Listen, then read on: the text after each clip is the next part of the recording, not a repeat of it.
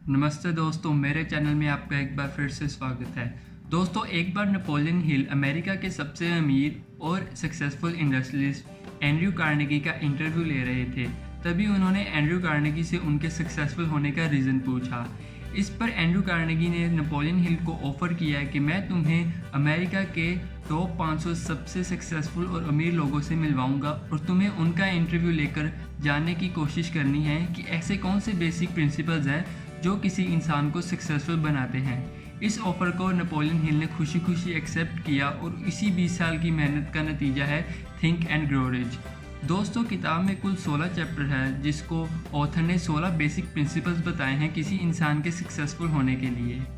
किताब कुल 330 पेजेस की है जिसको आप 3 या 4 हफ्तों में निपटा लोगे।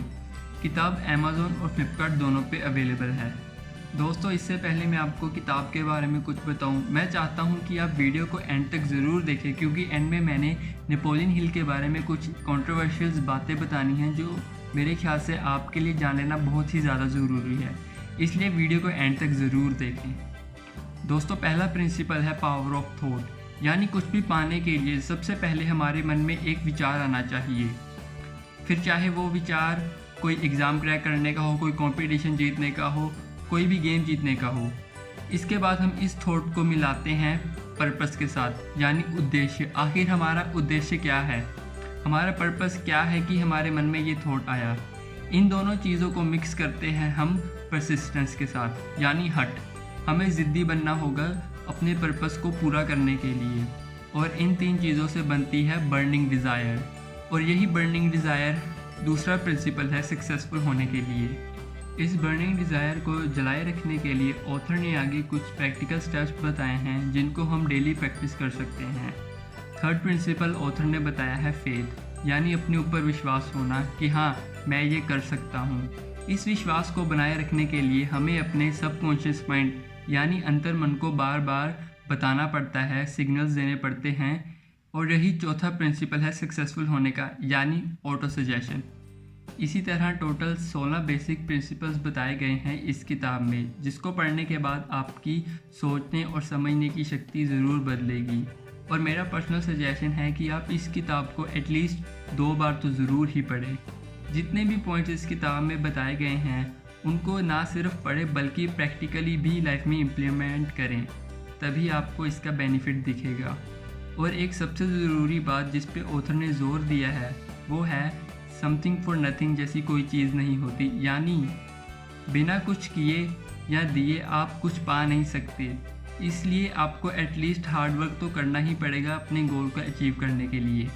तो चलिए अब ऑथर नेपोलियन हिल के बारे में जानते हैं। दोस्तों, नेपोलियन हिल को अपने लाइफ टाइम में काफ़ी फ्रॉड और धोखाधड़ी के केसेस का सामना करना पड़ा था। और कहा तो ये भी जाता है कि नेपोलियन हिल एक कॉन मैन थे। जो सबसे हैरानी की बात मुझे पता चली थी वो है कि एंड्रयू कार्नेगी और नेपोलियन हिल आपस में कभी एक दूसरे को मिले ही नहीं थे।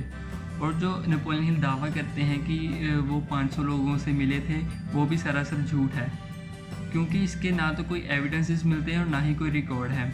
इसका खुलासा खुद एंड्रयू कार्नेगी के पर्सनल बायोग्राफर डेविड नेसो ने किया था। इसका रीज़न नेपोलियन हिल अपनी बायोग्राफी में लिखते हैं कि वो सभी रिकॉर्ड्स और एविडेंसेस जो इंटरव्यू के थे वो एक आग में जल गए थे। तो ये सब जानने के बाद मैंने कुछ रिसर्च की थी अपनी। तो ये बुक पब्लिश हुई थी 1937 में और इस किताब को लिखने में समय लगा था 20 साल, यानी बुक 1970 में लिखनी शुरू की गई होगी। जबकि जितने भी लोगों का जिक्र इस किताब में है, जैसे ग्राहम बेल हो गए, एडिसन हो गए, टेडी रूजवेल्ट हो गए और एंड्रयू कार्नेगी, ये सब 1919 से लेके 1937-38 तक मर चुके थे। और जॉर्ज वाशिंगटन की डेथ 1914 में ही हो चुकी थी। तो इस बात में तो शक है कि वो उनको पर्सनली मिले थे या नहीं, या फिर नेपोलियन हिल ने उनकी बायोग्राफी को पढ़कर ये किताब लिखी है। बाकी इसमें कोई शक नहीं, किताब बिल्कुल एक नंबर है और आपको पढ़नी ही चाहिए। सो दोस्तों, ये था मेरी तरफ से थिंक एंड ग्रो रिच का एक छोटा सा रिव्यू। अगर आपको मेरा काम पसंद आया हो तो वीडियो को लाइक करें, शेयर करें और कमेंट करके मुझे ज़रूर बताएं।